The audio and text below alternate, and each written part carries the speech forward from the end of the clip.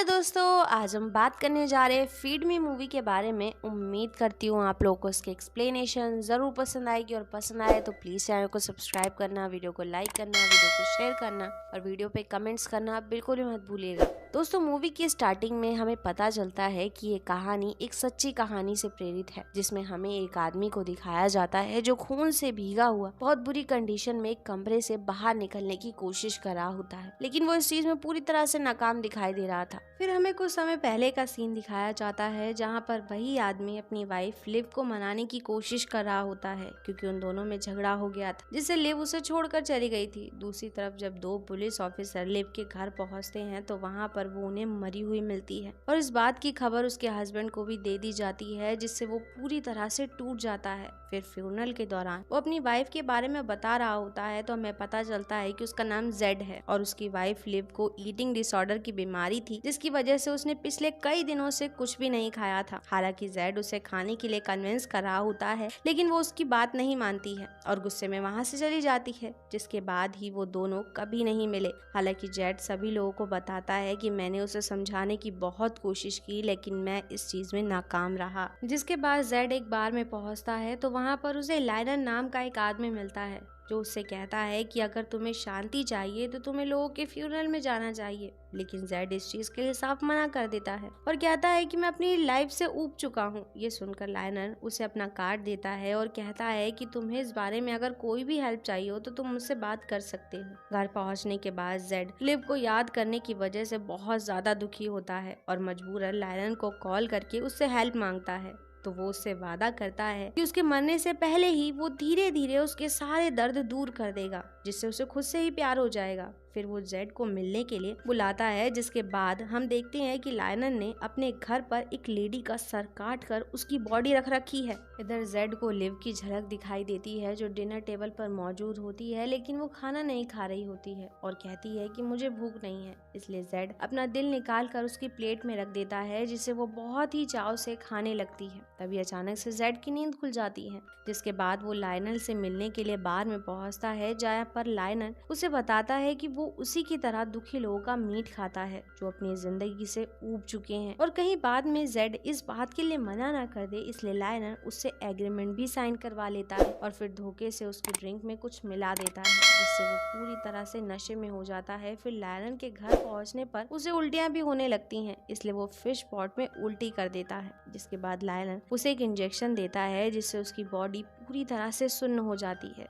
फिर वह जेड की एक उंगली कटर से काट लेता है और ब्लीडिंग रोकने के लिए उसके घाव को प्रेस से जलाकर बैंडेज कर देता है और फिर उसकी उंगली को पकाकर खा जाता है। हालांकि इस दौरान जब वो जेड से पूछता है कि तुम्हें कैसा महसूस हो रहा है, तो वो कहता है कि उसे पहले से हल्का महसूस हो रहा है। फिर अगले दिन लायनर एक स्टोर में पहुंचता है तो वहाँ उसकी मुलाकात एलेक्स नाम की एक लड़की से होती है। इस दौरान उन दोनों में दोस्ती भी हो जाती है। इधर घर में मौजूद जेड देखता है कि फिश पॉट की मछली मर चुकी है, इसलिए वो उसकी फोटो क्लिक करके उसकी जगह पर एक दूसरी मछली खरीद कर ले आता है, जिससे लायनर को उसकी मछली मरने का दुख ना हो। फिर घर पहुंचने पर लायनर को पता चलता है कि पिछली रात जेड ने नींद की गोलियां खाकर मरने की कोशिश की थी, इसलिए वो बिना उसे इंजेक्शन लगाए ही उसका हाथ काटने लगता है, जिससे जेड को बहुत ही ज्यादा दर्द होता है और वो चिल्लाने भी लगता है, लेकिन लायनर उसकी एक भी बात नहीं सुनता। जेड के चीखने की आवाज सुनकर कुछ लोग लायनर की कंप्लेन कर देते हैं। इधर लायनर जेड का दर्द कम करने के लिए फ्रिज से ड्रिंक निकालकर उसमें गोलियां मिलाकर उसे पिलाने लगता है और उसके हाथ को काट कर अलग कर देता है, जिस वजह से जेड वहीं पर बेहोश हो जाता है। फिर लायनर फिर से उसके घाव को प्रेस से जलाता है और उसके हाथ से मीट निकाल कर उसे पकने के लिए रख देता है। फिर जब लायनर बाथरूम में होता है तभी कोई उसका दरवाजा नॉक करने लगता है, तो वो जेड को छुपाने के बाद बाकी सारी चीजों को ठीक कर देता और दरवाजा खोलता है तो वहाँ पर कोई और नहीं बल्कि ऑफिसर्स होते हैं, जिनके सामने वो इस तरह से बिहेव करता है जैसे उसे कम सुनाई देता है। इसलिए वो बताता है कि मुझे सुनाई थोड़ा कम देता है, इस वजह से मैं टीवी लाउड करके सुनता हूँ,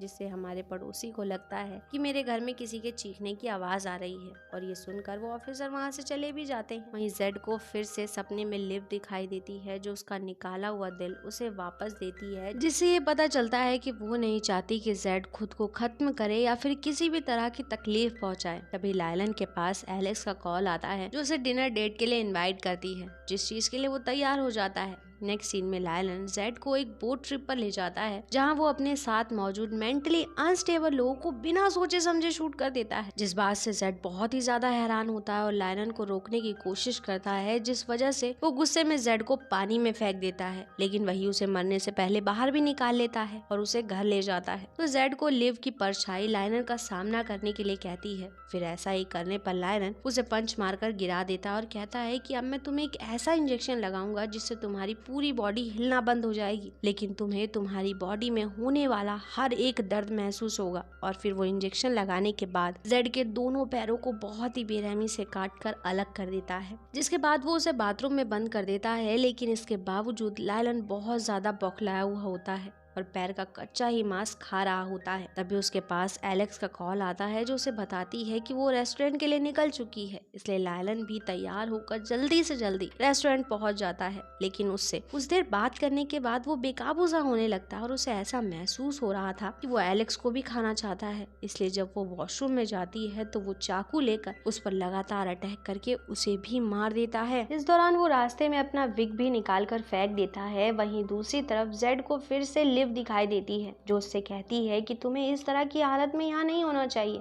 और तुम्हें खुद के लिए जीना होगा। ये सुनने के बाद बेजान पड़ी हुई जेड की बॉडी मूव करने लगती है।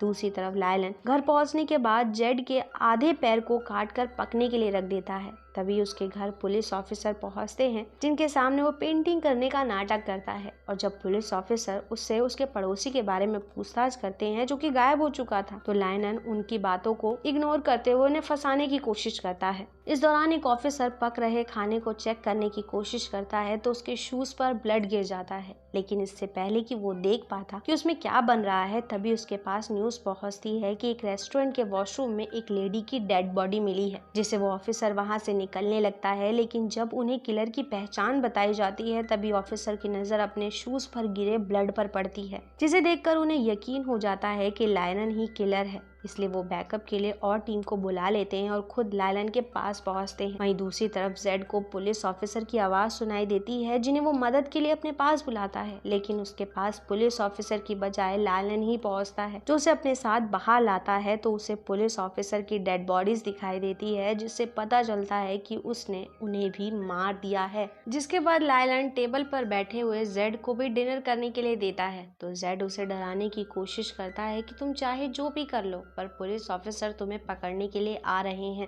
इस दौरान लायलन काफी अजीब हरकतें कर रहा होता है जिससे पता चलता है कि वो पूरी तरह से एक साइको में बदल चुका है। हालांकि जब वो अपनी मछली से बात कर रहा होता है तो जेड उसे बताता है कि तुम्हें क्या लगता है तुम्हारी मछली है, जबकि तुम्हारी मछली तो मर चुकी है, लेकिन तुम्हें दुख ना पहुंचे इसलिए मैं तुम्हारे लिए बिल्कुल वैसी ही मछली ले आया था। ये सुनने के बाद लायलन उससे माफी मांगने लगता है, लेकिन जेड समझ चुका था कि उसने अपनी लाइफ में बहुत बड़ी गलती की है, इसलिए वो बिना समय गवाए अपना सर जोर से टेबल पर मारता है, जिससे टूटी हुई टेबल होने की वजह से लायलन के हाथ में लिया हुआ चाकू सीधा उसकी आंख के आर पार हो जाता है और वो वहीं पर मारा जाता है। जिसके बाद जेड वहां से निकलने की कोशिश करता है तो हमें पता चलता है कि ये वही सीन है जो हमें मूवी की स्टार्टिंग में दिखाया गया था। इस दौरान लिव फिर से उसके सामने आकर उससे जाने की परमिशन मांगती है। तभी हमें पुलिस की गाड़ी की आवाज सुनाई देती है जिससे पता चलता है कि अब जेड की जान बच जाएगी। इस दौरान हम देखते हैं कि जेड काफी खुश था क्योंकि इस वक्त उसे अपनी जिंदगी की अहमियत समझ